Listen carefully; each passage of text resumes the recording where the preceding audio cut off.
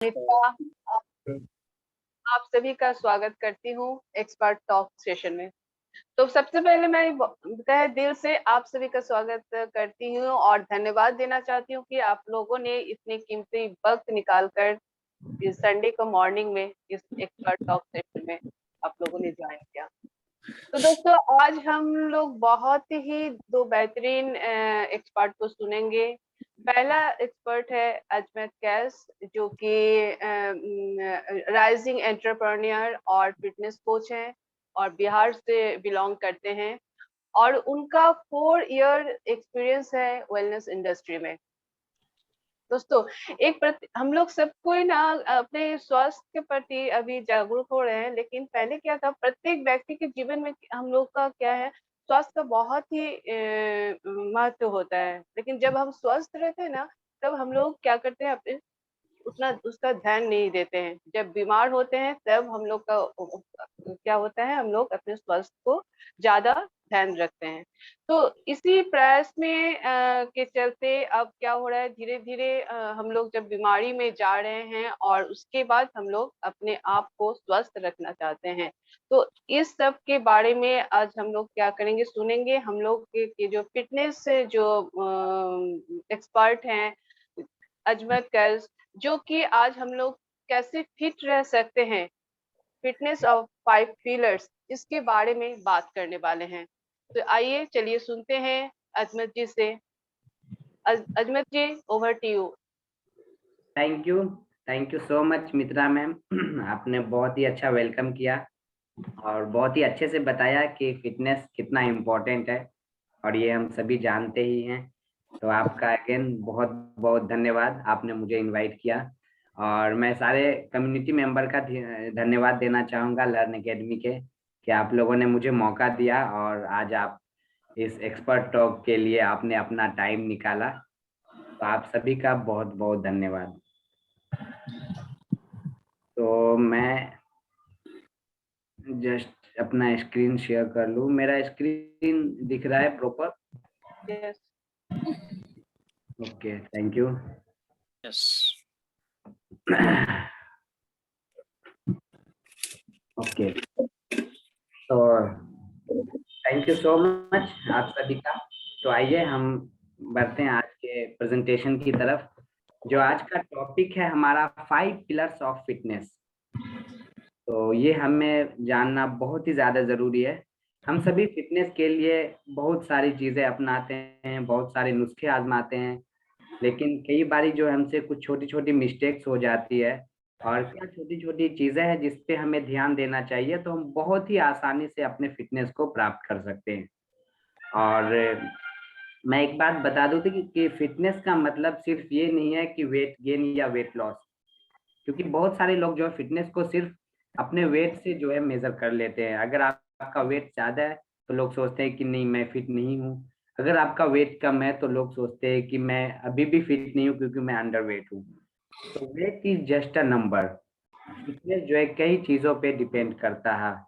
Wait भी उसमें से एक नंबर है। ऐसा बात नहीं है कि वेट का रोल नहीं है, वेट का भी एक रोल है, लेकिन उसमें भी कई सारी चीजें हमें देखनी होती है। क्योंकि वेट हमारे बॉडी का सिर्फ वेट जो है, हमारे फैट का भी वेट होता है, मसल्स का भी वेट होता है, फिर वाटर का भी वेट होता है, बोन्स का भी वेट होता है। तो हमें इन चीजों का ध्यान रखना होता है। कई सारे लोग ये गलतियां कर बैठते हैं कि जब वो वेट लॉस करने जाते हैं, वेट लॉस, तो उन्हें फैट करना होता है, लेकिन वो फैट की जगह जो है मसल्स का वेट लॉस कर देते हैं। तो उनसे भी जो आगे चल के दिक्कत हो सकती है। हमें ये जानना है कि 5 पिलर्स हमारा क्या है फिटनेस का, और बहुत ही छोटे छोटे पिलर्स हैं जो आज मैं आपको आपके सामने डिस्कस करने वाला हूँ। और मुझे उम्मीद है कि इन छोटे छोटे पिलर्स पे अगर हम थोड़ा सा काम करें, ध्यान दें, तो हमारी फिटनेस बहुत ही अच्छी हो सकती है।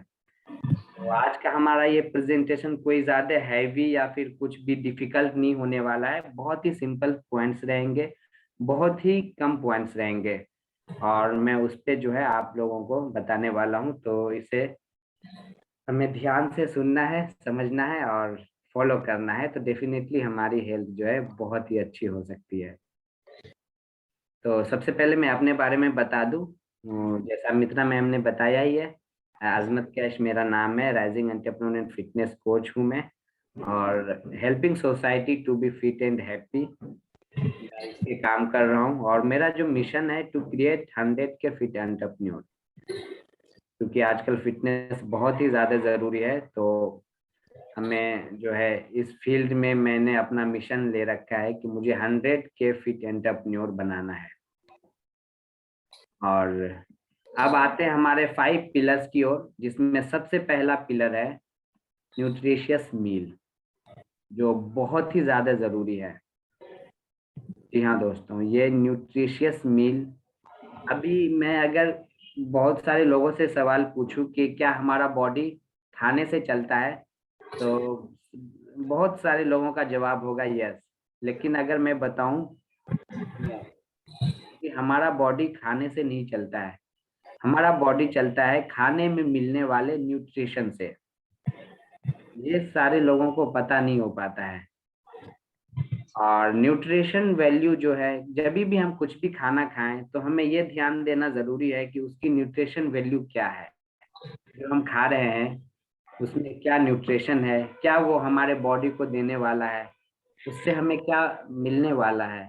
तो ये ज्यादा जरूरी है, क्योंकि जो भी हम खाते हैं, अगर हम स्वाद के लिए खाते हैं तो सिर्फ वो जीभ तक ही रहता है।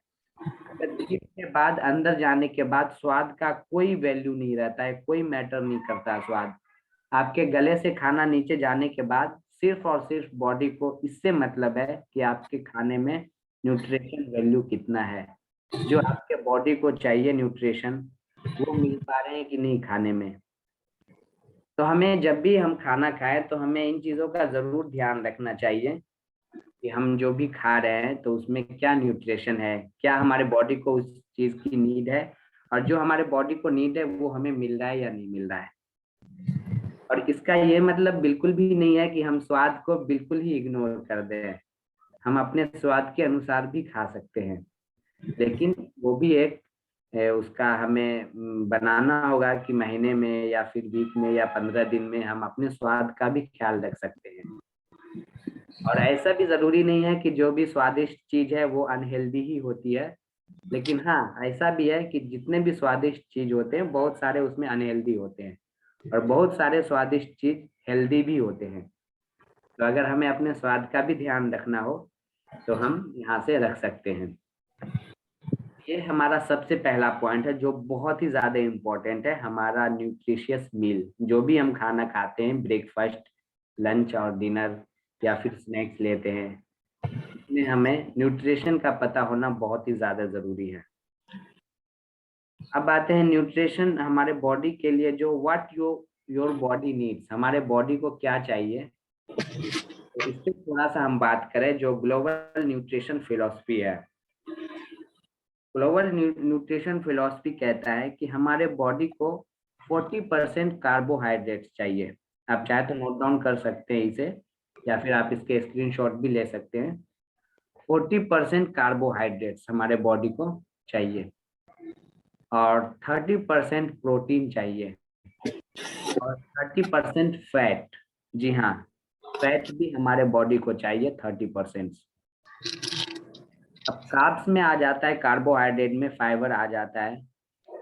और फैट में अगर हम बात करें तो हमें ओमेगा 3 जो होता है फैट्स होता है, वो गुड फैट्स होते हैं जो हमारे बॉडी के लिए रिक्वायरमेंट होते हैं। तो बहुत सारे लोगों को सुनकर ये लगता है कि यार फैट हमारे लिए नुकसानदायक है, फैट की जरूरत नहीं है बॉडी में।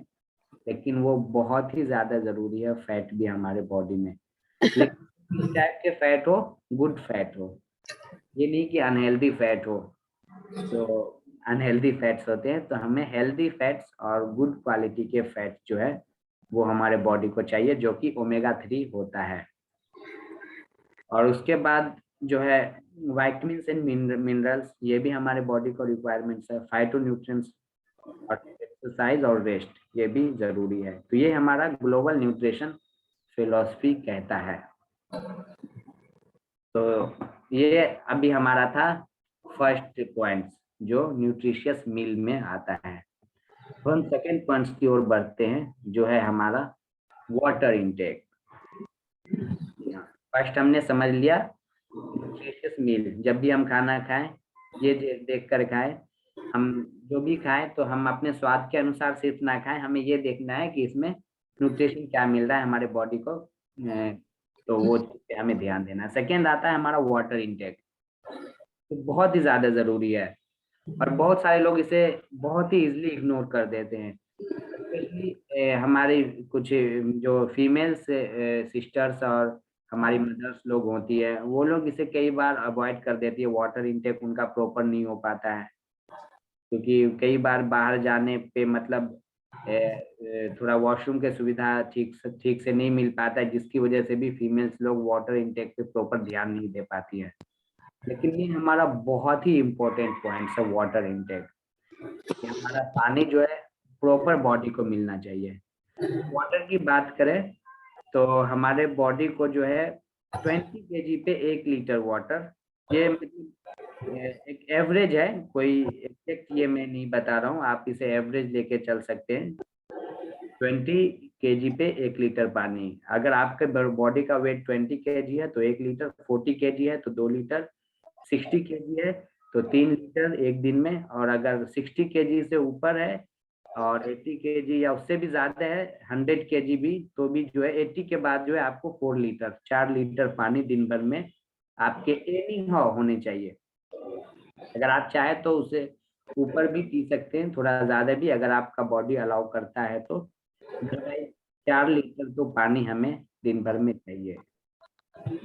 और पानी पीने के कुछ थोड़े से बेसिक्स हैं जो हमें जानना बहुत ही ज्यादा जरूरी है। वाटर हमारा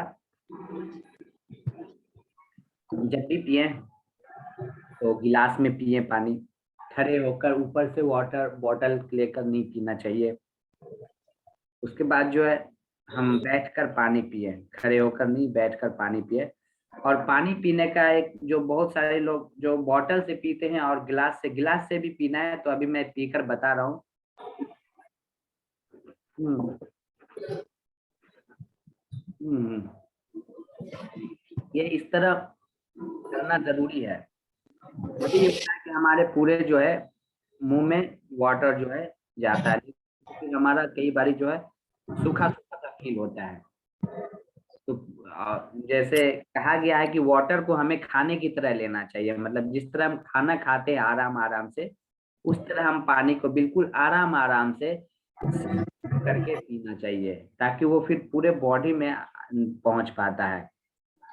और खाना जो है हमारा वो पानी की तरह होना चाहिए। खाना पानी की तरह होने का मतलब ये है कि खाने को हम बहुत ही अच्छे से चबाकर बिल्कुल लिक्विड बना दें, तब जो है हमें वो हमारे अंदर जाना चाहिए।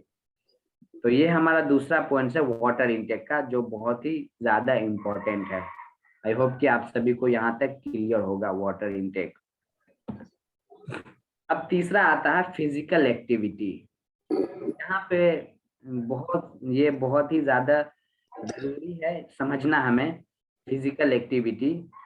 फिजिकल एक्टिविटी जैसे ही लोग सुनते हैं, लोगों को दिमाग में ये आता है जिम, एक्सरसाइज, वर्कआउट, मसल्स पे वर्कआउट, मतलब कहीं ना कहीं लोगों के माइंड में ऐसे ख्याल टफ आने लगते हैं कि वो कर ही नहीं पाते कभी भी।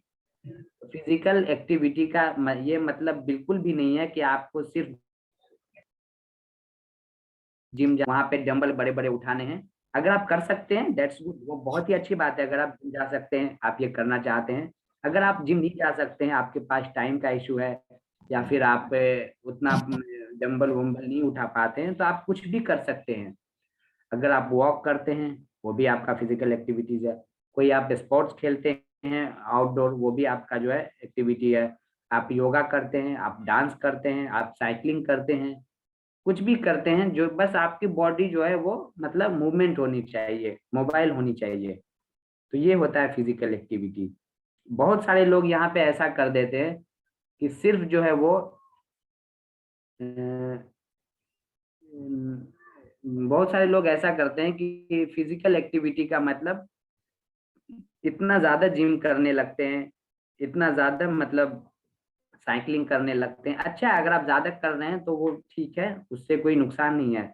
लेकिन मैं बता दूं, फिजिकल एक्टिविटी का रोल सिर्फ 20% होता है आपके फिटनेस में।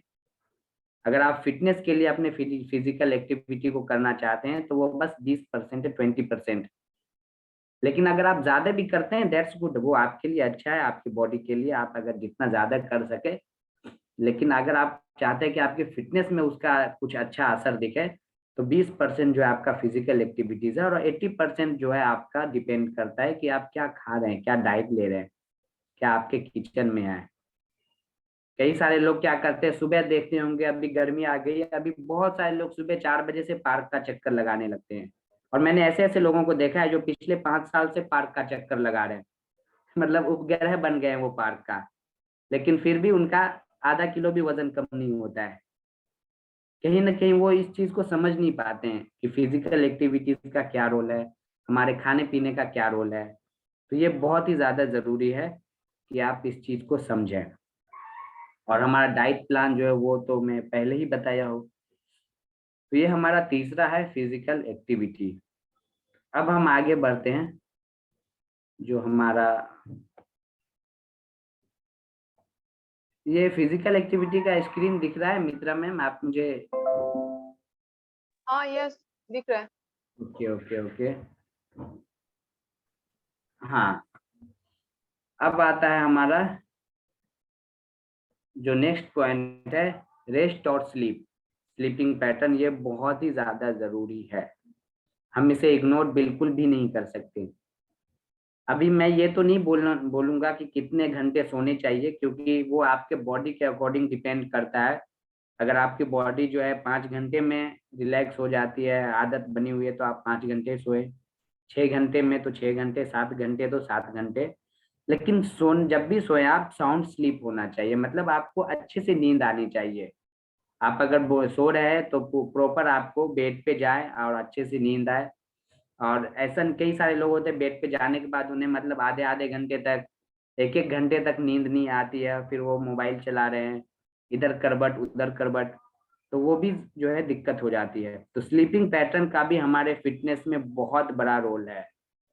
बहुत सारे लोगों को ये पता नहीं होता है कि हमारी स्लीपिंग भी, कई सारे लोगों जो अपना वेट लॉस करना चाहते हैं या फिर गेन करना चाहते हैं, या अपने बॉडी के जो भी लाइफ स्टाइल डिजीज है, जो अपना वो चाहते हैं कि मुझे उनसे छुटकारा मिल पाए, तो उनका एक ये भी कारण होता है स्लीपिंग पैटर्न। बहुत सारे लोगों को ये बिल्कुल पता ही नहीं होता है कि उनके स्लीप में कोई इशू हो रहा है। तो स्लीपिंग पैटर्न जो है बहुत ही ज्यादा जरूरी है। आप टाइम पे सोएं, टाइम पे सुबह जल्दी उठें।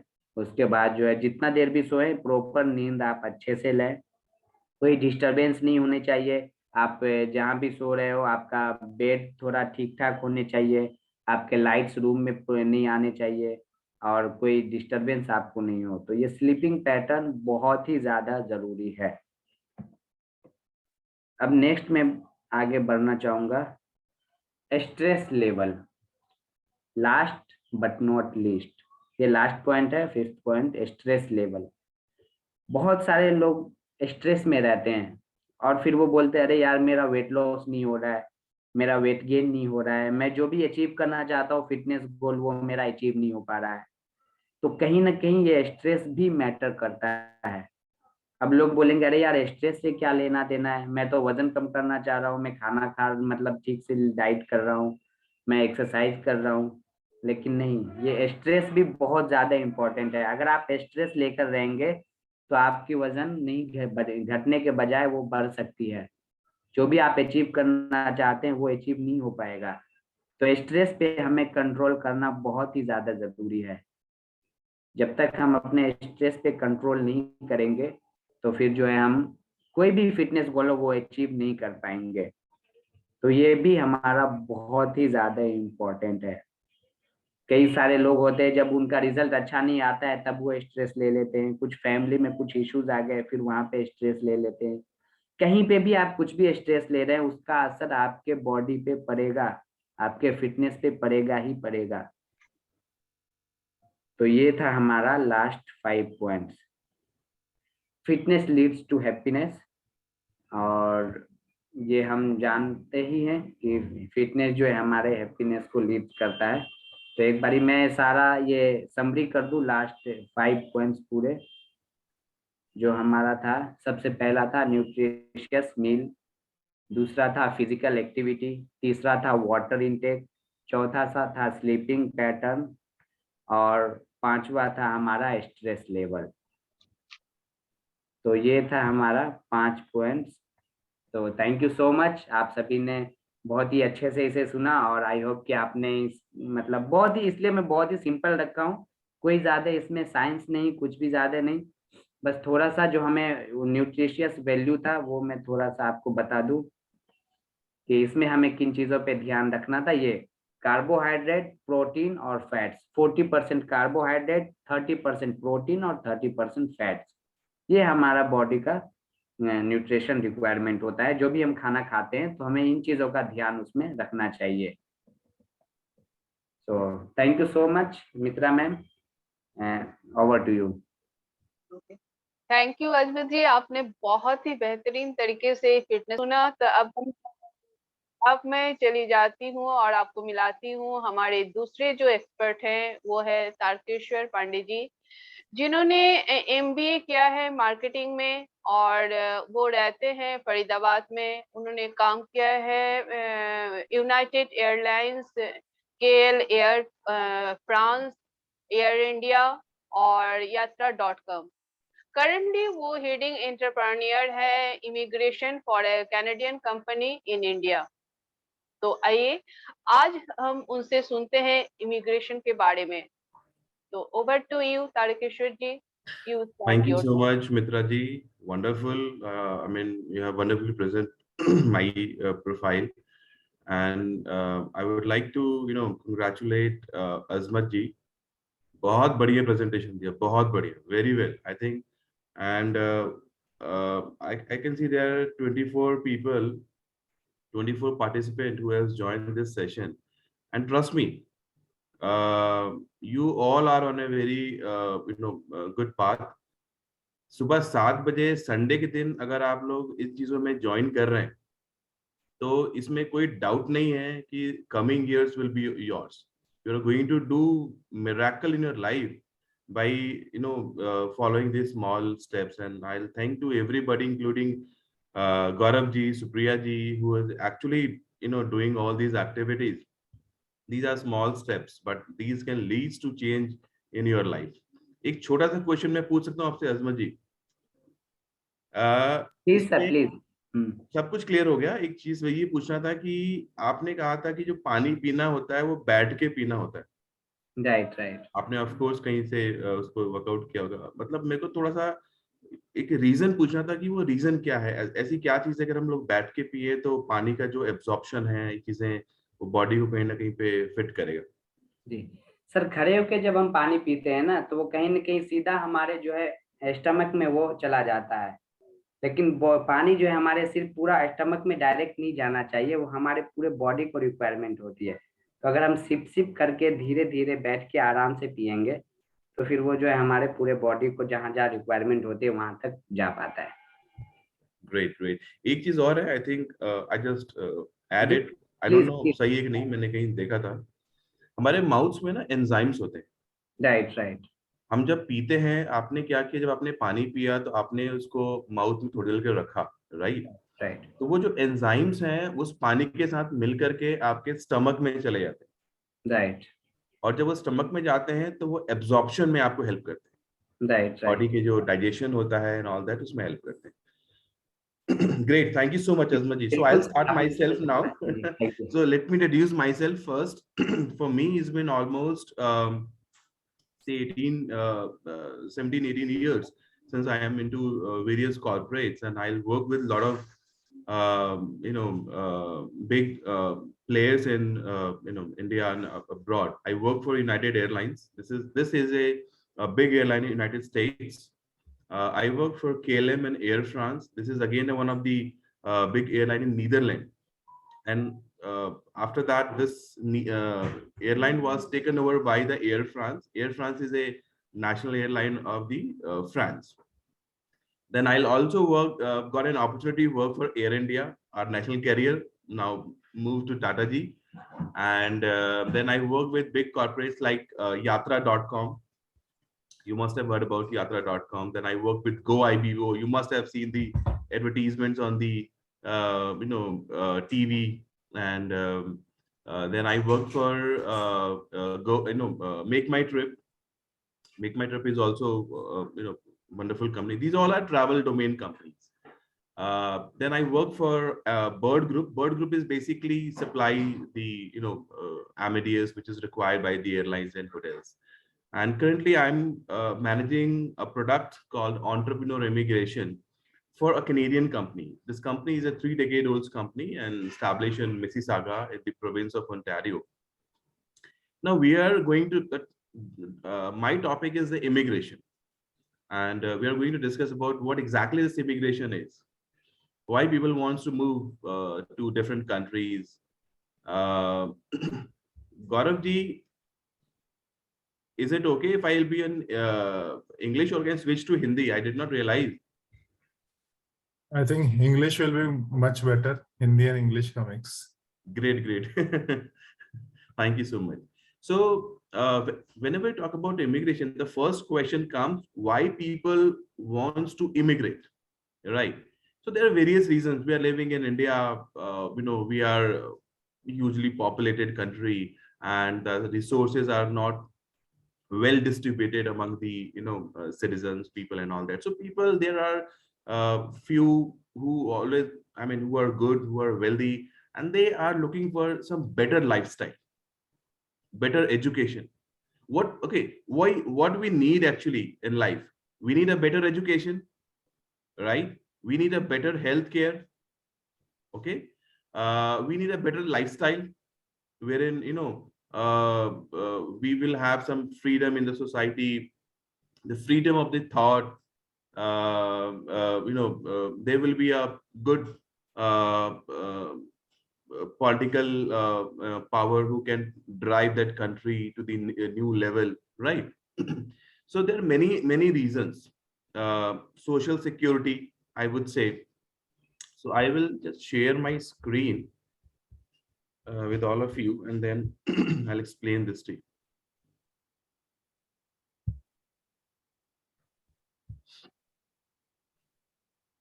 Right. So is it visible to all of you, this map? Yes. Great. Yes, it is. So I generally manage immigration to Canada. And we need to understand first why people wants to move to Canada. There are many reasons. So the reasons are like there's a free education until class 12th. Now think about a society who is where everybody is educated at least till class 12th. So we are able to provide some basic, at least some basic jobs to them, and they can also contribute into our economy, right? Universal healthcare. Now what happens here in India? Suppose if you do not have enough money, you do not have the cashless card, which we generally use it, and people who are in corporate, they know it. And if there is any challenges happens to your health, or anybody from your family members meet any challenges, healthcare challenges, then you end up losing your entire money. Now here in Canada, it's a free healthcare. You are not required to think about any you're going to lose all your savings and all that. Government is there to take care of your entire healthcare, right? There are social benefits. Social benefits is like survivors benefit. Like suppose what happens here in India, suppose kids move to some other country and the parents are living here in India. What happens to the parents? Nobody can going to take care of the parents. But in these developed countries, including Canada, the government is there.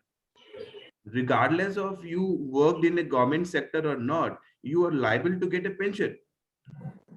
If tomorrow I will come into a stage wherein I'm not able to manage my life, and even I don't have my relatives to take care of me, government is bound to give you a 24/7 nurse, right?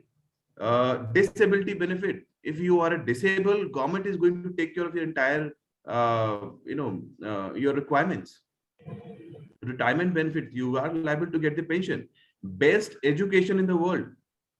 India also has the best education, but unfortunately, most of the universities, most of the state universities, they have conventional degrees.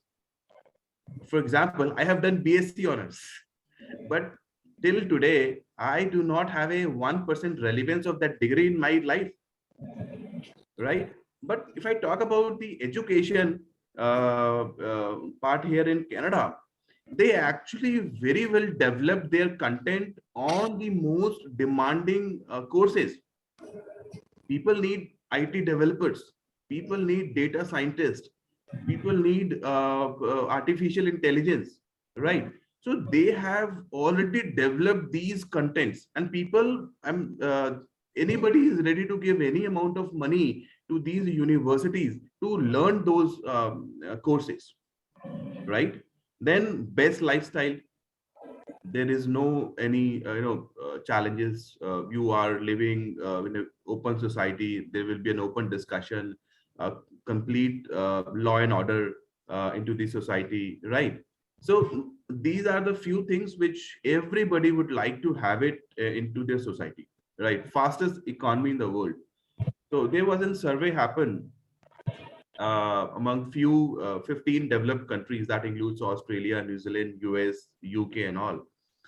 And there, Canada has been declared as one of the fastest economy in the world, right? Unemployment rate. And unemployment rate in Canada is the lowest, right? So all these things are basically everybody is looking into their life. And that is a reason people tends to move to these developed countries, including Canada. Canada is one of the, I would say, largest country after Russia, second largest country, right? And can anybody tell me what is the average age of the people here in India? Anyone? 35. 35. Very good. Good attempt. Anybody else? 60, sir. Who knows 60 the to average 70. age? Yeah. I would say 75. Uta ma'am. Good morning. Morning. Great. 75. Very good answer, ma'am. Anybody else who want to try? 60 to 70, sir. Great. So I'm living in Delhi, and Delhi, though it's the capital of India, but then one of the highly populated city in India also, right? Here the average age is 55 years. Oh my God. If anybody is going beyond 55, is doing overtime. Good to know. Always pray to God that I am 56 years old. I have spent one more year extra in my life. But in Canada, the average age of a female is 85 years. Please do the Google and check it out. The average age of a male is 80 years. Now, if I'll compare this average age in India, people are living 25, 30 years extra what we are here living in. And the reason is what? Like the Azmat has discussed about the health issues. We are one of the populated city. There are a lot of vehicles, a lot of factories. We are living into this. In these developed countries, their population is very less. It's not about that they are very good in terms of managing their issues and all that. The population is very less, but they are a bigger country. I mean, I said second largest country in the world after Russia. So they are not facing these challenges now, and hence they are giving very fresh air to their people. Hence, and they have their lifestyle, their food, since most of them are educated, they know the value of exercise, everything. They are much aware about all these things. Hence, their average age is far better than ours. You know what happens? Okay, in 2019, I still remember there was an issue happened in Chennai in summers. If anybody can, let me know what was that issue happened in 2019 summer. Chennai has lost all his drinking water, and they don't have even a drinking water in Chennai. And then the Kerala government has supplied the water through trains. Am I right? Anybody is aware of this issue? Okay, this was happened. Now, the biggest challenge in coming years is a fresh water, a drinking water, right? And Canada has one of the highest reservoir of fresh water. If I can show you the map here. Okay, this is not the, this is a political map, but Canada has one of the highest reservoir of the fresh water. So these are the few reasons why everybody wants to move to Canada and US. Now, there are many programs. There are many programs through which you can move to Canada, and I generally categorize the entire program in 3 types. One is called the skilled category. Skilled category means anybody who is working, who is getting a salary from a company, he falls into skilled category. Now, government will check his age, his education, his language proficiency. So basically in Canada, there are 2 languages, English and French. So government will check your proficiency. You're moving into a new country, and of course you're looking for a job there. What if you're not able to speak properly any of these 2 languages, right? So government will check your language efficiency. So there are a few tests like IELTS, CELPEP, or TEF for the French language, right? So there is a program called Federal Skilled Worker Program, or Federal Skilled Trade Worker Program, or Canadian Experience Class. So these are a few programs wherein all those candidates who falls into skilled category, they are working for some companies, that are getting salary from them, they can move through these programs. I'm sure you must have heard about a program called Express Entry, right? So Express Entry is basically a gateway to apply for the permanent residency. So permanent residency gives you all the privileges in Canada, but not the voting rights, and you will not get the passport. Rest, you will get everything. You will enjoy every benefits in Canada once you become the permanent resident. And once you spend some time, say 3 years in Canada, after becoming the permanent resident, you can actually apply for the citizenship as well. And after citizenship, you can be a citizen, and again, you will have your passport, Canadian passport, and you can actually participate into the election. You can, exercise your vote. So Federal Skilled Worker Program, they will check your age, your qualification, your total experience, work experience, your language proficiency. In case you have any relative in Canada, you will get some extra points, right? So based upon all these criteria, then you will be evaluated. A draw happens every month. Generally, 2 draws happens every month in this category.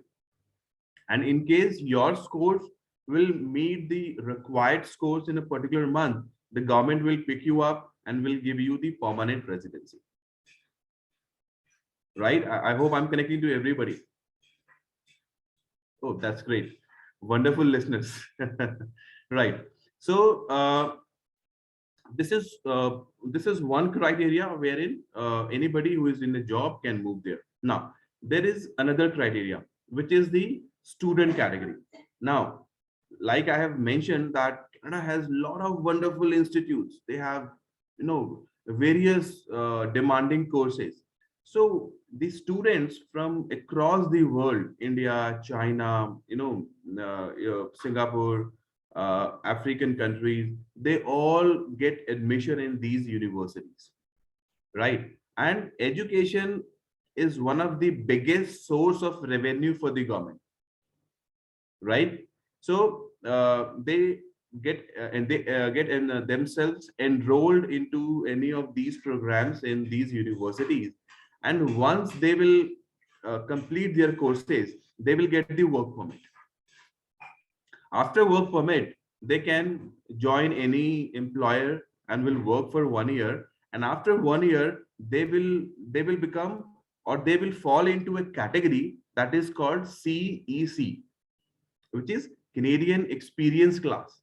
The moment you fall into this category, you will get some additional points, right? And this additional points will enhance your chances to get selected and become a permanent resident in Canada, right? Third is something I am into. My specialty is not federal or the student. My specialty is the entrepreneur.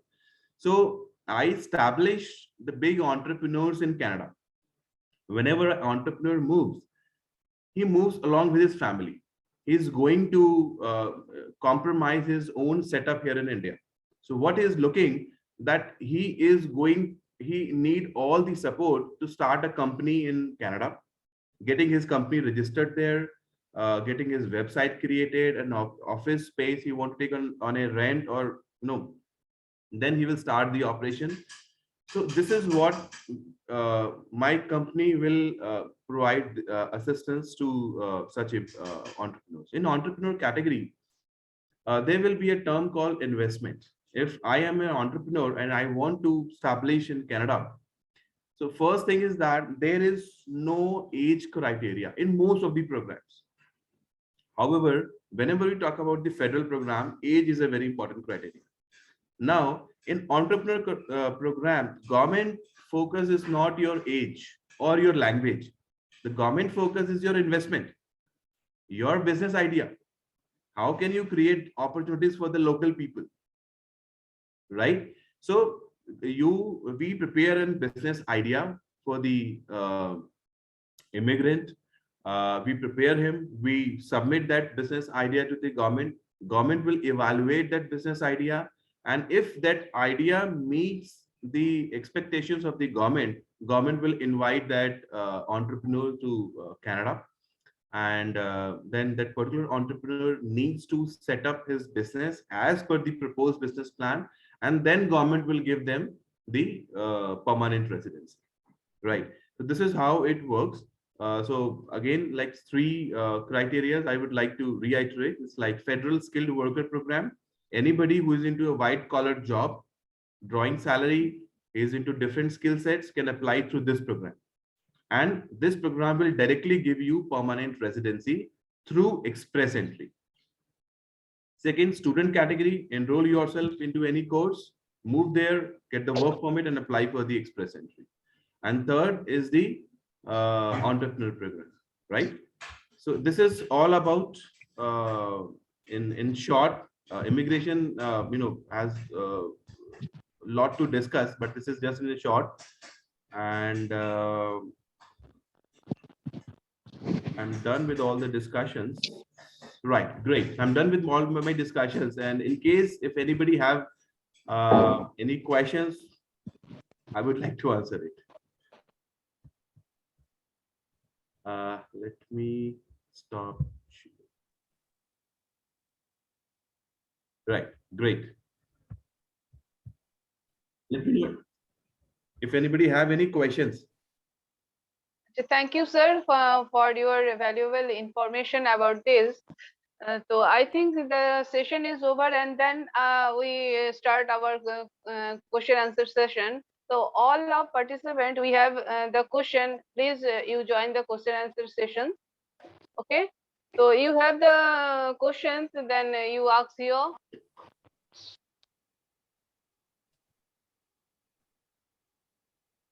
And thank you Tarkeshwar ji, आपको बहुत धन्यवाद। आपने बहुत सारे अच्छे information जो दिए, जो कि हम लोगों को पता नहीं था।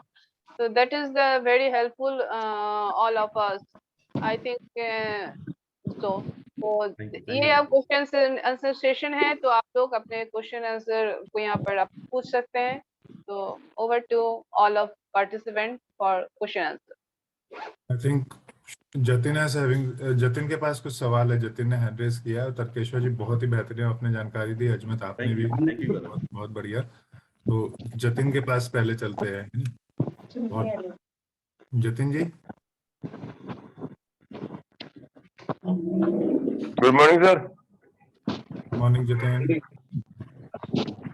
Sir, my question is, if the person want on the federal skill program, and after that he start a want to business there in Canada, then he can do or not? Absolutely. So you can definitely do that. And generally what happens, business, will be preferred by only those people who are an entrepreneur. And in India, when we talk about the entrepreneurship, the age becomes, it's like those who are into their 40s and above 40s are the one who are the entrepreneurs in general. And there are people who 30s as well, right? So yes, this is a best idea that in case you can move through skill category program, become a permanent resident, and then you can start a business. And you will enjoy all the taxation facilities given by the government to the new employers. Yes, you can do that, sir. Okay, thank you, sir. You're welcome, sir. So thanks. और next है ना प्रशांत जी आपने hand raise किया था, ये आपके कुछ सवाल है? जी बिल्कुल प्रशांत जी है सवाल। हेल्थ के बारे में आपने बहुत बढ़िया बताया, नो डाउट। आप एक पॉइंट मिस जो कि इम्पोर्टेंट है नाउ डेज, ठीक है, as we are growing, okay, day by day and age by age and year by year, we are forgetting about the one more important thing, that is laughing and joking and the share the part of the enjoyment. Right. Please light upon in and everybody. I mean to say not to only the Azmat ji, but everybody, because it is very important that we have to take our day by day to get involved our laugh, means हंसना जो है वो बहुत important है regarding that. Thank you. बिल्कुल thank you Prashant ji, आपने बहुत ही अच्छा पॉइंट्स बताया। ये हम सभी के लिए बिल्कुल बहुत ही ज्यादा इम्पोर्टेंट है, खुश रहना, मतलब सिर्फ ना हंसना बल्कि खुश रहना। और हमें मतलब हर चीजों पे खुशी ढूंढनी चाहिए। ये अगर मैं बोलूँ तो ये अपने आप में एक बहुत बड़ा लंबा पॉइंट्स होगा कि हैप्पीनेस, और हम जो बहुत ही छोटी छोटी चीजों में इस चीज को ढूंढ सकते हैं। और थैंक यू सो मच, आपने इसे बताया है, तो जरूर हम लोगों को ये चीज ये बड़ा ही एक इम्पोर्टेंट पार्ट है हंसना। मैं तो बोलता हूँ कि गौरव जी लाफ्टर सेशन भी शुरू करें। मेरे को याद है गौरव जी, छोटा सा just 30 seconds, I used to manage big teams. और कॉर्पोरेट्स में क्या होता है, जब आप काम शुरू करते हैं ना, तो सबसे पहले आपको अपने टीम को ज्ञान देना पड़ता है ताकि वो पूरे दिन मोटिवेटेड रहे, काम करे, राइट। तो मेरे साथ ये था कि मेरे टीम मेंबर्स जब भी वो रूम में आएंगे मीटिंग के लिए, वो एक जोक जो है ना वो सुन करके या याद करके आएंगे, और कोई एक या दो पहले जोक बोलेगा, हम सारे हंसेंगे, and then we will back to our schedule work. तो ये मैंने एक छोटा सा एक्सपेरिमेंट किया था, उसका बड़ा अच्छा था। इससे कनेक्टिविटी बहुत होती है। आपका जो माइंड होता है ना, आप अभी भी देख लो, आप कुछ मत करो, आप सिर्फ 10 मिनट पागलों की तरह से आंखें बंद करके हंस लो, जो देखता है देखने दो। और 10 मिनट के बाद आपका जो दिमाग लगेगा कि अरे कुछ था जो बिल्कुल, I am on the air now, I can do anything in life, right. So that is a very important point. बहुत अच्छा उठाया आपने, वेरी गुड। एग्जैक्टली। मैं भी एक पॉइंट शेयर करना चाहूंगा इस पे। जैसे बहुत सारे लोग इसके खिलाफ भी होंगे, पता नहीं, बट मैं ये फॉलो करता हूँ। मैं एक कॉमेडी शो मैं जरूर देखता हूँ। वो मैं जैसे अभी मेरा कपिल शर्मा शो फेवरेट है।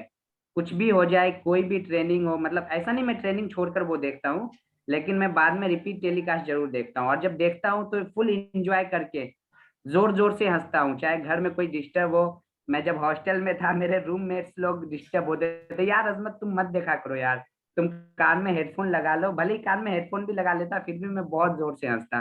तो मैं हंसने के लिए कोई रीजंस नहीं वैसे ढूंढने चाहिए। और बहुत लोग देखते हैं, देख के सिर्फ स्माइल कर रहे, अरे भाई स्माइल क्यों करना, जब हंसी आ रही है तो खुल के हंसो आप। लोग सोचते हैं अरे यार सामने वाला क्या कहेगा, वो क्या कहेगा। तो मैं रेगुलर बेसिस पे देखता हूँ वो शो, और आज तक जब से कपिल शर्मा शो स्टार्ट हुआ है, एक भी एपिसोड मेरा मिस नहीं हुआ है। भले ही मुझे बाद में 4 एपिसोड एक दिन में पूरे करने पड़े हो, लेकिन मैं जरूर देखता हूँ। ये मेरा पॉइंट ऑफ व्यू। मैं ये नहीं कहूंगा आप सभी देखो, क्योंकि बहुत सारे लोग बहुत ही खिलाफ हैं इसके कि एंटरटेनमेंट बिल्कुल नहीं होना चाहिए, एंटरटेनमेंट को एजुकेशन से रिप्लेस करो, ऐसा कुछ बोलते हैं, लेकिन मुझे लगता है नहीं, मेरे लिए तो ये बहुत ज्यादा जरूरी है।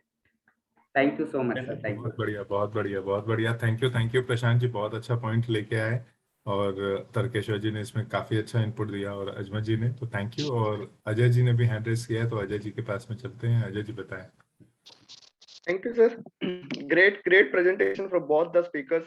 Amazing, Azmat, and the health tips are amazing. One thing I want to know from you that about water intake. So it's my मतलब एक रहता है कि कैसे ले पानी नहीं पी पाते, 3-4 लीटर पानी बोलते तो हमको पता भी है तो नहीं पी पाते, तो how can we improve on this Azmat? बिल्कुल सर, बहुत ही अच्छा क्वेश्चन। तो सर सबसे पहले तो मैं कहना चाहूंगा कि हमें मतलब सुबह उठ कोशिश करना है कि दिन के 12 बजे तक एटलीस्ट 2 से 3 लीटर पानी या 2.5 लीटर हो जाना चाहिए, सुबह से लेके दोपहर के 12 बजे तक। या जब तक आप अगर घर पे रहते हो, कोई अगर ऑफिस का वर्क होता है, तो आप कोशिश करो कि आधा वाटर इंटेक जो है आपका उससे पहले हो जाए, क्योंकि कई वॉशरूम ज्यादा यूज करने पड़ते हैं अगर आप वाटर इंटेक करते हैं तो सबसे पहला है कि जैसे मैं जो अपना फॉलो करता हूँ, सुबह उठने के साथ ही मैं कम से कम 2 गिलास जो है गुनगुना पानी यूज करता हूँ। जैसे ही मैं सुबह उठता हूँ, बिना ब्रश किए, बिना कुल्ला किए हुए, कुछ भी किए, 2 गिलास गुनगुना पानी मैं बासी मुंह में लेता हूँ। और वो मतलब बेनिफिशियल है, बहुत सारे लोग नहीं फॉलो कर पाते होंगे, कई लोगों को वोमिट भी हो जाता है बिना मुंह ब्रश किए अगर पानी लेते हैं तो, लेकिन मैं इसे करता हूँ।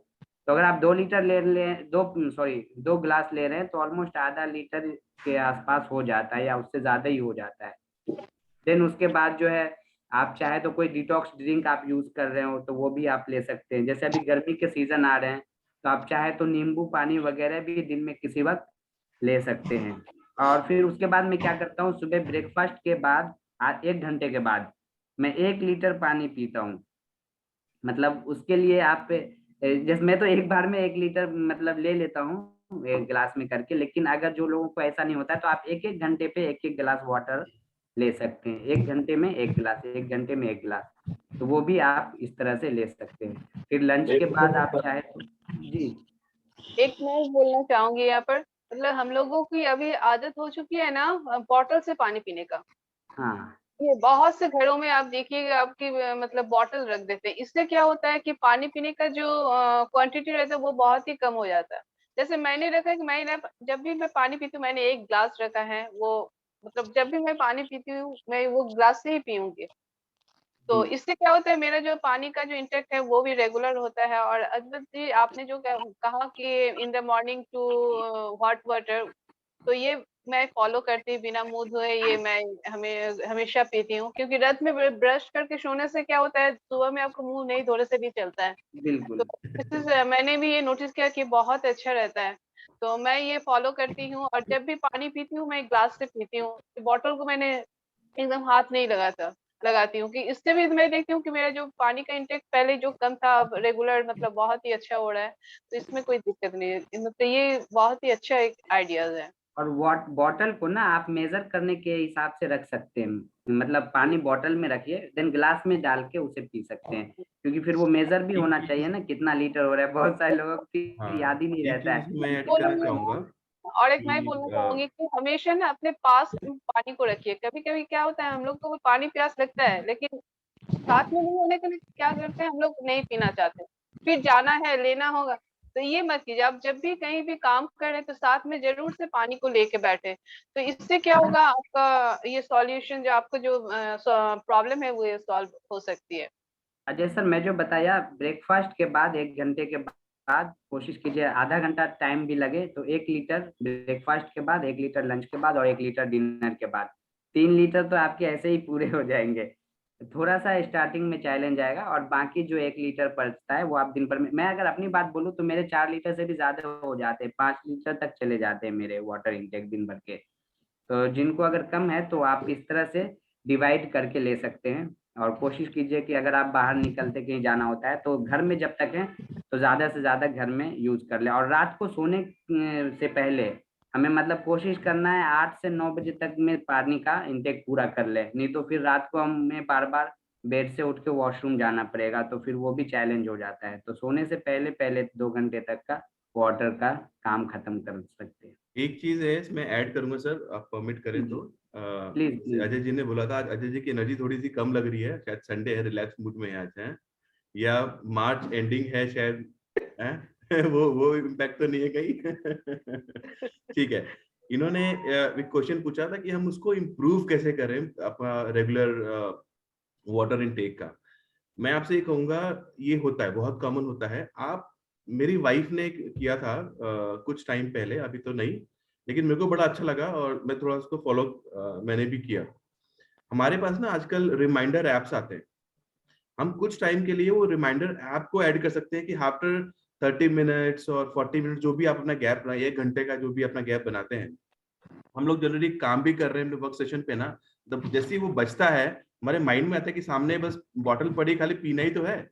तो अगर एकदम से कोई आता है तो आप पी सकते हैं फिर वो, वरना रिमाइंडर अगर आप नहीं करते हैं तो आपको 1.5 घंटे आप काम में कंटिन्यू 1.5 घंटे लग गए, फिर लगता है नहीं पानी भी तो पीना जरूरी है, फिर आपने वो 1.5 घंटा कर दिया। तो एक रिमाइंडर आप कर सकते हैं, और सामने बॉटल को रखिए, सामने बॉटल रहेगा तो पानी पीने का रहेगा कि हाँ पीना है।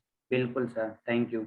और हल्का सा भी फील हो ना प्यास जैसा तो आप पी लीजिए ना 1 गिलास, क्या दिक्कत है? हम लोग वेट करते हैं, अरे यार थोड़ी देर और रुक जाते हैं, थोड़ी देर और, एक बारी पियेंगे। हल्का सा भी प्यास का फील हो, जैसा बताया मित्रा मैम ने भी और तर्केश्वर सर ने भी, कि बॉटल साथ में रखें आप, तो बिल्कुल आप उसे इजिली कर सकते हैं।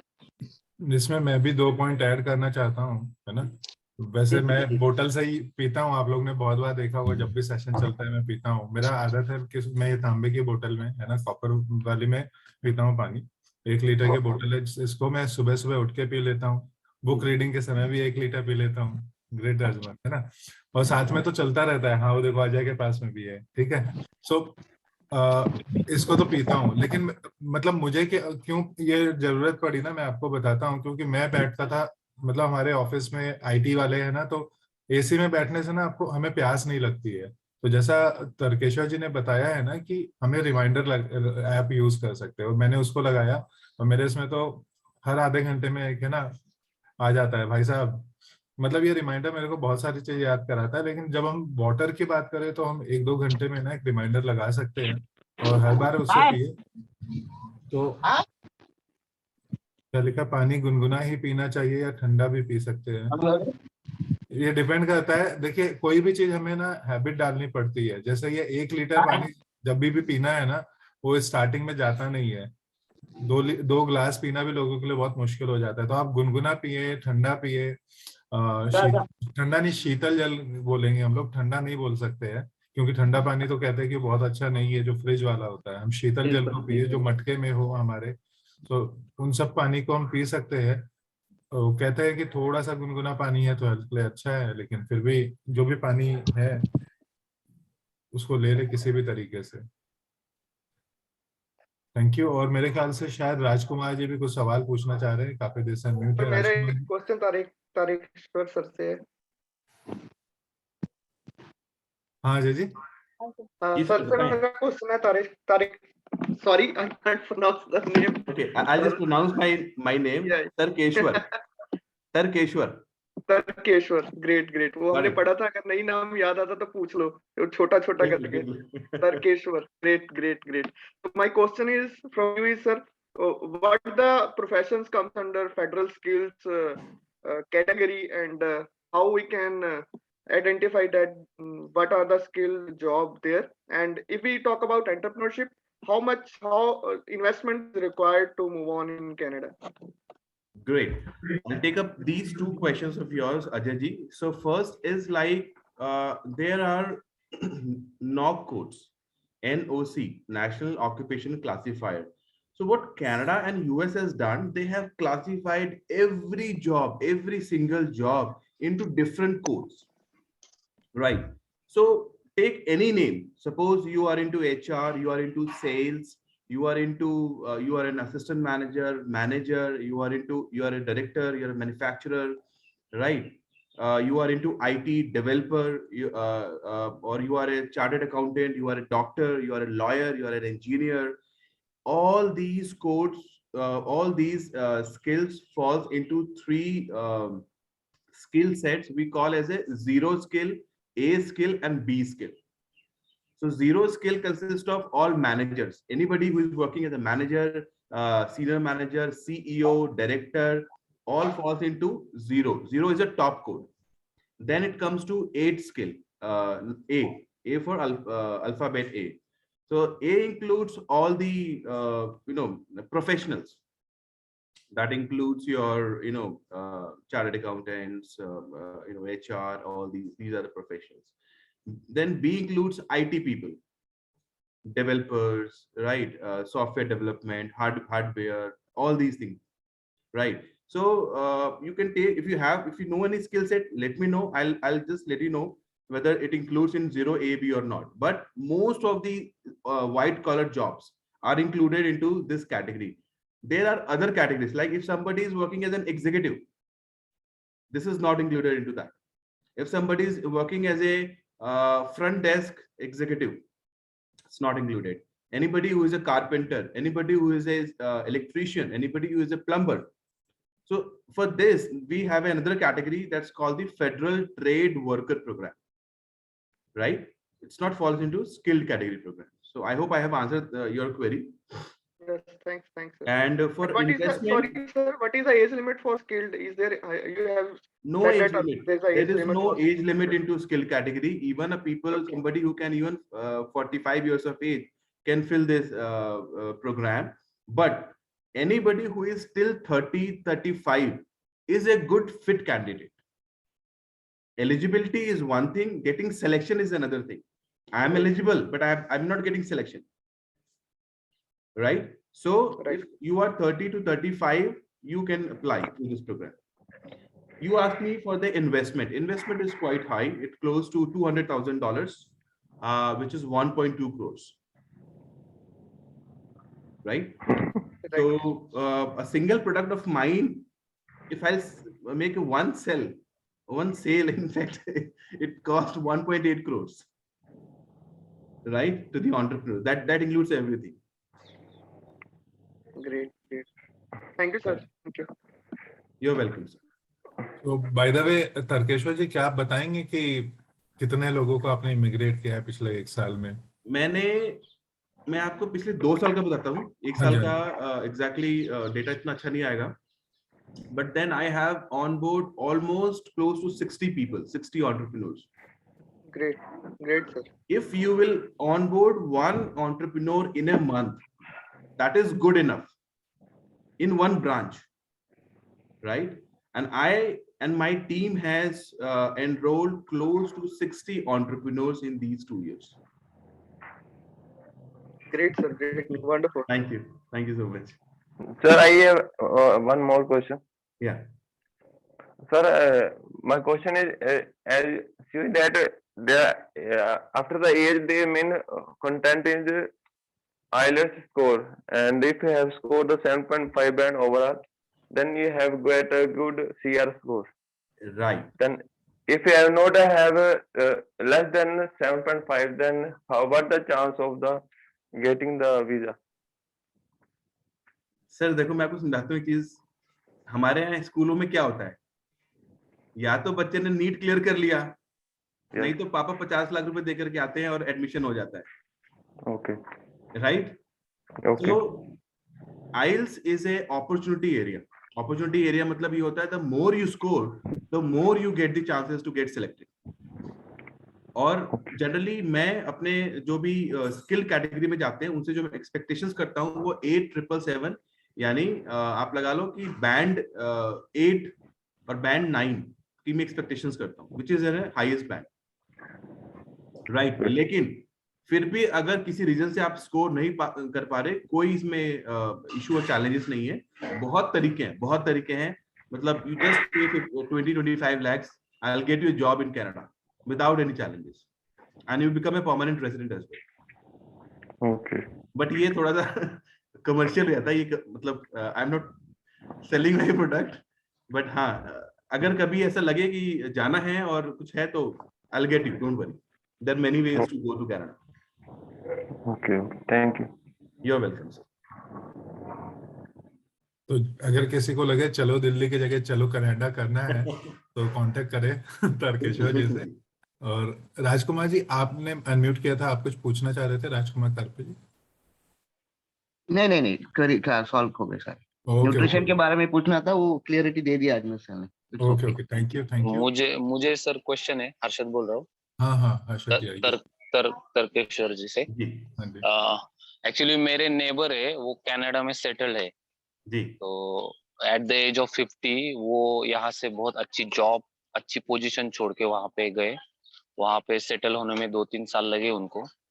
पर उसके बाद वो जब यहाँ पे आ गए उनका फ्लैट सेल करने, तब मुझे वो बार बार बोल रहे थे कि अगर आप वहाँ पे आते हो तो थोड़ा स्ट्रगल है स्टार्टिंग में, पर बाद में आपको बहुत अच्छी लाइफ मतलब जीने को मिलेगी। और मेरा बेटा भी देखो ऐसे सीख रहा है, तो एजुकेशन तो फ्री है। तो कुछ मुझे ये क्वेश्चन आपसे था कि अभी मेरा या मेरे रिलेटिव्स का मतलब मुझे अगर वहां पे शिफ्ट होना है और मेरा कोई कॉर्पोरेट एक्सपीरियंस है 15-20 साल, तो वो आगे जाके वहां पे कैसे हेल्पफुल हो सकता है? और वही फील्ड में हम जा सकते हैं या कुछ स्विच भी कर सकते हैं? अभी वो उसके लिए कुछ अपॉर्चुनिटीज है। अभी आप जैसे बोल रहे थे कि हर मतलब वो एंटरप्रेन्योर्स के लिए आप हेल्प करते हैं, वैसे कॉर्पोरेट्स के लिए। और उनका वो क्या बोलते हैं, अल्बर्टा, और उनका हर एक प्रोविंस का अलग कुछ PNP रूल्स एंड हाँ वो तो अलग नॉर्म्स रेगुलेशंस रहते हैं, हर बार चेंज होता है, वो कैसे रहता है उसके रिगार्डिंग थोड़ा ब्रीफ बताएंगे आप? जी जी सर, इसमें क्या होता है कि जॉब जो होता है वो आपके 9 कोड पे डिफाइन होता है। कोई भी कनाडा का एम्प्लॉयर आपको जॉब नहीं दे सकता है अगर उसने अपनी रिक्वायरमेंट गवर्नमेंट से अप्रूव नहीं कराई है, जिसको LMIA कहते हैं, labour market impact assessment. Number 1। Number 2, ये बहुत कम होता है कि आपका जो स्किल सेट है उसके बियॉन्ड आप कोई दूसरी जॉब ले लें, उसमें वो एम्प्लॉयर फंस जाएगा। और वहां पे फंसने का मतलब है कि आप डिपोर्ट हो जाएंगे और वो तो गया गया अंदर। वहां पे इतनी स्ट्रिक्टनेस है। लेकिन वहां पे क्या होता है, हमारा जो जॉब होता है वो 9 कोड की बेसिस पे होता है। कभी कभी क्या होता है, मोस्ट ऑफ द केसेस में होता है कि जैसे मैं सेल्स में हूँ तो मैं ऑपरेशंस भी देखता हूँ, मैं सेल्स भी देखता हूँ, मैं रिक्रूटमेंट भी देखता हूँ, मैं ट्रेनिंग भी देखता हूँ, राइट। तो इन चारों के बेसिस पे जो मेरा 9 कोड है वो 4 हो गए, यानी मैं इन 4 जगहों पे अपनी जॉब में कर सकता हूँ, राइट। तो अगर आपका स्किल सेट कुछ इस तरह से है जहां पे डिफरेंट डिफरेंट 9 कोड्स हैं, तो आप जॉब ले सकते हैं, पहला। दूसरा, यू आर एब्सोल्युटली राइट, आप किसी भी नई जगह पे जाते हैं आपका 1 साल स्ट्रगल होता है। मैं दिल्ली में रहता हूँ, आप कनाडा छोड़िए, मैं दिल्ली में रहता हूँ और मैं उठ के चला जाऊं मुंबई में, मेरे को 1 साल सेटअप करने में लग जाएगा, क्योंकि मुंबई और दिल्ली में बहुत डिफरेंस है, बहुत अंतर है। लैंग्वेज में बहुत अंतर है, वहाँ के लोगों की एक्सपेक्टेशंस बहुत डिफरेंट है, वहाँ की लाइफ और दिल्ली की लाइफ में बहुत डिफरेंस है। तो आप जब उस पेस को पकड़ते हैं ना, तब जाकर के आपको वो बेटर अपॉर्चुनिटीज मिलनी शुरू होती है। हमारी एक्सपेक्टेशंस ये होती है, मेरे पास काफी सारे ऐसे हैं जो डायरेक्टर लेवल पे काम करते हैं और उन्होंने वहां पे मूव किया, तो उनकी एक्सपेक्टेशन रहती है कि अगर मैं यहाँ पे डायरेक्टर हूँ तो वहां पे डायरेक्टर बन जाऊंगा। ऐसा नहीं होता है, यहाँ पे डायरेक्टर बनकर के वहां पे वो असिस्टेंट मैनेजर बनते हैं। मतलब मैं ये नहीं कह रहा कि वहां पे लेते ही ऐसे हैं, आप डायरेक्टर जा सकते हैं, डिपेंड करता है कि जो आपकी स्किल है वो कितनी क्रिटिकल है उस एम्प्लॉयर के लिए। अगर वो कोई ऐसी स्किल सेट है जो उसके बिना वो रह नहीं सकता, उसको चाहिए वो, he will not mind even onboarding you with the same position. But most of the cases, 90-95% of cases में आपका एक लेवल जो होता है वो थोड़ा सा नीचे जाता है, क्योंकि 1 साल आपको उस पेस को कनेक्ट करने में लग जाता है। एम्प्लॉयर की एक्सपेक्टेशंस क्या है, आप एक इंडियन माइंडसेट से आ रहे हैं, वो एक कैनेडियन माइंडसेट है, उनका थॉट प्रोसेस, उनका लाइफस्टाइल, उनका एक जो तरीका है वो डिफरेंट है। तो 1 साल वो आपको स्ट्रगल करना पड़ता है, किसी को भी करना पड़ेगा। एक एम्प्लॉयर, एक एंटरप्रेन्योर भी है ना, उसको भी 1 साल स्ट्रगल करना पड़ेगा, राइट सर। ये आपके 2 क्वेश्चंस हो गए। पीएनपीस, तीसरा क्या होता है कि कनाडा के अंदर 10 प्रोविंसेस हैं और 3 टेरिटरीज हैं। यहाँ पे इन प्रोविंसेस को भी अलाउड है कि वो इमिग्रेंट को इनवाइट करें, बट वो उनको परमानेंट रेसिडेंसी नहीं दे सकते, दे आर नॉट अलाउड। तो वो क्या करते हैं, उनको नॉमिनेट करते हैं, और हर एक प्रोविंसेस के अपने अपने रूल होते हैं। अब मैं ब्रिटिश कोलंबिया की बात करूं तो जब तक ब्रिटिश कोलंबिया में आपको की कोई जॉब ना लगे ना, आपको नॉमिनेशन लेटर मिल ही नहीं सकता। लेकिन अगर मैं नोवा स्कोशिया की बात करूं, आपका अगर क्राइटेरिया मीट कर रहे हैं और आपका पूल में नाम आ गया, आपको इनवाइट कर देगा, आपकी जॉब लगे ना लगे। Nova Scotia same goes to Ontario. Ontario में अगर आपको फ्रेंच आती है, उस फ्रेंच की बेसिस पे आपको सिलेक्शन दे रहे हैं आज, राइट? Okay sir. सारे प्रोविंसेस के अपने डिफरेंट रूल्स एंड रेगुलेशंस हैं, बट प्रोविंशियल इमिग्रेशन जो है आज के डेट में एक बहुत ही पॉपुलर तरीका है कनाडा जाने का और पीआर लेने का। अगर कोई क्वेश्चन मिस हो गया तो सर बताएं। सर एक क्वेश्चन था मेरे लिए भी। जी sir I am working as a registered nurse और मैंने 2007-8 में यूएस के लिए ट्राई किया था, पर तभी रिसेशन था जब वो हम आ गए थे, तो तभी वहाँ प्रोसेसिंग नहीं हो पाया। बाद में मैंने गवर्नमेंट जॉब ज्वाइन कर ली जी। अभी ऑलरेडी ऐसा हो गया कि वो जो तक बोलते हैं ना, कंफर्ट जोन बना के बैठ जाते हैं जी। बाद में अभी एक है कि बाबा अभी तो मोस्टली क्या होता है, अगर यहाँ पे 10 साल हो गए, फिर आप कौन से भी कंट्री में जाओगे तो आपको स्टेप 1 से स्टार्ट करना पड़ेगा। आज जो मैं सीनियर रजिस्टर्ड नर्स हूँ, वहाँ पे मेरे को बेसिक लेवल से स्टार्ट करना पड़ेगा। और दूसरी बात है कि कंट्रीज में कौन सा सिलेक्शन किस तरह से करे, कि वहाँ का इन्वायरमेंट की पेमेंट, क्योंकि हम लोग को स्कोप है पर स्टिल कहाँ पे कंपटीशन, मतलब थोड़ा सा ये भी है, मतलब चैलेंजेस भी है, जैसे एग्जाम्स है वहाँ पे, लाइसेंस एग्जाम्स। तो फिर कनाडा उसके लिए कैसे रहेगा as a for registered nurse? Sir developed country में क्या होता है कि ज्यादातर जो प्रोफेशनल कोर्सेज होते हैं वो लाइसेंस होते हैं, यानी बिना लाइसेंस के आप उस प्रोफेशन को प्रैक्टिस नहीं कर सकते हैं। Same goes to into your case as well. तो वहां पर एक एग्जाम होता है रजिस्टर्ड नर्स के लिए, और वो पॉलिसीज जो मेरी कंपनी है, वो हमारा एक डिफरेंट डिपार्टमेंट है जो आपको एग्जाम के लिए तैयारी कराती है और आपको हेल्प करती है। वैंकूवर में हमारा ऑफिस है, वो सारा काम करती है। उसमें आपको क्या करना है कि पहले रजिस्टर्ड नर्स के लिए अप्लाई नहीं करना, पहले हेल्थ केयर प्रोफेशनल्स और केयर गिवर, इन दो कैटेगरीज में आपने अप्लाई करना है। और आपकी जब जॉब लग जाती है, आप मूव हो जाते हैं, तो आपको पैरेलली रजिस्टर्ड नर्स के लिए अप्लाई करना है लाइसेंस के लिए, और उसके बाद आप जा सकते हैं। मैं आपके सर एज जान सकता हूँ? और एक एज जान सकता हूँ? 35। सर दो रीजन है, दो तरीके हैं। एक तो आप डायरेक्टली रजिस्टर्ड नर्स को आप वो कर लीजिए, कोर्स कर लीजिए, आप इंडिया से भी कर सकते हैं आप कोर्स, और उसके बाद आप एक्सपीरियंस एंट्री के थ्रू कीजिए, या एक प्रोग्राम है। मैं already I am degree holder हूँ, मतलब इंडियन से डिग्री होल्डर हूँ, मतलब अपना आईएनसी से है ना, मेरा डिग्री ऑलरेडी हो गया है। पर मोस्टली कैसा होता है, हम लोग दोनों वाइफ एंड दोनों एज अ रजिस्टर्ड नर्स है, पर स्टिल वो मतलब अभी कैसे एज मम्मी पापा की एज भी ज्यादा है, तो क्लियरिटी नहीं बन पाती कि मूव होना है कि नहीं यहाँ पे अभी जो हो रहा है। ये डिसीजन तो आपने लेना पड़ेगा कि आपने मूव करना नहीं करना। लेकिन अगर आप मूव करने का प्लान कर लेते हैं, तो मैं आपको दो तरीके बता रहा हूँ। पहला, आप इंडिया से रजिस्टर्ड नर्स कर लीजिए, या फिर एक प्रोग्राम है AIP, अटलांटिक इमिग्रेशन प्रोग्राम, जिसमें डायरेक्टली जॉब लगती है, अटलांटिक प्रोविंसेस में जा सकते हैं। या फिर अगर इनमें से कहीं कुछ नहीं करना, आप 20 लाख रुपए दीजिए, मैं आपको जॉब लगा दूंगा कहीं पे, और आपकी जॉब शुरू हो जाएगी।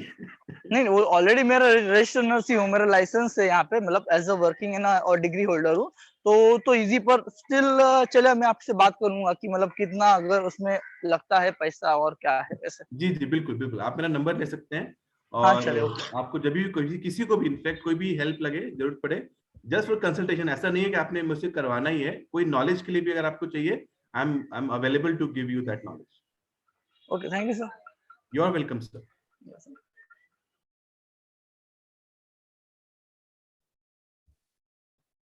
तो चलो, कुछ लोग हैं जो प्लान कर रहे हैं चलो कनाडा के बारे में, ग्रेट। और किसी के कुछ सवाल है? और एक दो सवाल हम ले सकते हैं, या फिर कोई कुछ बोलना चाहता है कुछ? ये टॉपिक तो रात तक चलता रहेगा, तारकेश्वर जी बैठे रहेंगे, देते रहेंगे, लोग पूछते रहेंगे उनसे। नया है ना, सबका सपना होता ना कहीं बाहर जाने का, वो सपने जाग गए अभी सबके। एग्जैक्टली। तो ऐसा ही एक सेशन हमारे पार्टनर ने इसमें भी लिया था, हमारा रियल एस्टेट ट्रेनिंग में, थाईलैंड के लिए, है ना, कि कुछ लोग वहां पे भी जाना चाहते हैं। सो अगर किसी को ऐसे कहीं जाना हो, है ना, कि अब भाई भारत बहुत हो गया, तो जरूर आप लोग कांटेक्ट कर सकते हैं, है ना, और हेल्प हो सकती है। लेकिन बस एक ही है कि इसके लिए ना थोड़ा सा रोकड़ा भी जमा करके ही जा सकते हैं। और सर दूसरा भी है कि अगर रिटर्न भी आना होता है ना, किसको उसको ऐसे ही लगता है अरे हम लोग को लाइफ टाइम नहीं रहना है, तो एक ऐसे भी अगर आप वहां पे चले गए तो बहुत it's too much difficult to return back to return. मतलब इंडिया में अगर आप फिर से नहीं कर पाएंगे, मतलब कि अगर वहां पे एकदम प्रॉपरली सेट हो गए तो फिर। अभी मतलब ट्रेंड थोड़ा सा चेंज हो रहा है, मैंने देखा है लोग वापस भी आते हैं, है ना, बहुत सारे लोग वापस भी आते हैं। सब प्रॉब्लम कैसा होता है, ठीक है, अगर आप अपने आप को समझा सकते हो, आपके चिल्ड्रंस अगर वहाँ पे वो विधवा में सेट हो तो उनको भी आपको कि बाबा हाँ कि वो तो ऐसे बोलेंगे ना कि अरे ये तो अच्छा ही है, कनाडा ही अच्छा है, यहाँ पे रहा। क्योंकि अभी मेरे जो रिलेटिव उनके साथ भी वही हो रहा है कि वो मतलब सिंगापुर में है, उनको बैक टू रिटर्न आ रहा है, पर वो 2-3 तकलीफ उनको ये कर रही है वैसे। जी हाँ जी, बिल्कुल बिल्कुल। तो चलिए, अगर किसी के और सवाल है तो लेते हैं, नहीं तो फिर हम आज के इस कार्यक्रम को यहाँ पे ब्रेक देते हैं। अगर कुछ सवाल नहीं तो सबसे पहले हम लोग है ना मित्रा जी के लिए जबरदस्त तालियां कर सकते हैं कि मित्रा जी ने बहुत ही बढ़िया तरीके से आज होस्टिंग किया है। थैंक यू थैंक यू बहुत थैंक यू बढ़िया, मित्रा बहुत जी, बढ़िया। बहुत बढ़िया। Great, Mitra ji. Thank you. Great Wonderful. hosting, Mitra ma'am. Great. Thank you. Thank you. और उसके बाद में बहुत ही बढ़िया तरीके से अजमत ने 5 पिलर्स के बारे में बताया हेल्थ के, तो बहुत ही बेहतरीन तरीके से पिलर्स के बारे में हमें जानने को मिला। हमें पता चला कि क्यों पानी का भी बहुत जरूरत है, खाने के कैसे हमारा वो होना चाहिए, है ना। सो बहुत अच्छा। और एक्टिविटीज मतलब एक्सरसाइज के बारे में उन्होंने बहुत अच्छा बोला, तो बहुत अच्छा अजमत जी, बहुत ही बढ़िया, है ना। और उन्होंने बताया कि राइजिंग एंटरप्रेन्योर है और भी लोगों को लेके जाना चाहते हैं, एंटरप्रेन्योर बनाना चाहते हैं। और फिर उसके बाद में चलो कनाडा कार्यक्रम के तहत, है ना, इमिग्रेशन पे तारकेश्वर जी ने बहुत बढ़िया Great, जानकारी दी। great Tarkeshwar sir ji. Sir, great. Thank Now you. I can Thank you. pronounce your name. Great, बहुत wonderful. बढ़िया। और बाकी सभी ऑडियंस के लिए भी धन्यवाद कि उन्होंने बहुत बढ़िया तरीके से उन्होंने पार्टिसिपेट किया और अपने इनपुट्स दिए, अपने सवाल पूछे, जिससे बहुत क्लैरिटी मिला। तो थैंक यू ऑल। आज के सेशन को यहाँ पे विराम देते हैं। Thank you. फिर हमारे बुक रीडिंग में मिलते हैं हम लोग, ठीक है। तो आज रात से 10:15 बजे से हमारा बुक रीडिंग नया बुक शुरू हो रहा है, रिचेस्ट मैन इन बेबीलोन। जो लोग भी चाहते हैं कि भाई थोड़ा सा रिच हो जाए या ज्यादा रिच हो जाए, कुछ लोग को अगर कनाडा जाने के लिए पैसे भी जमा करने हैं, है ना तो आप जरूर आए। और मेरा एक रिक्वेस्ट है कि अगर आप ये आज का जो है इस पे एक बहुत अच्छा वीडियो, 2 वीडियोस आपको ग्रुप में दिखाई देंगे, तो आप इनमें से जो भी आपको पसंद आ रहा है ना, हो सके तो आप कुछ लोगों को भेजें और साथ में ना ज्वाइनिंग लिंक भी भेजें। हो सकता है कि हम लोग और कुछ लोगों की लाइफ में ना एक इम्पैक्ट लेके आ सकते हैं। So thank you all, have a nice day, कल का Bye, bye all. Bye, take care. Session है Video उसके बारे में थोड़ा reading. बता देंगे प्लीज।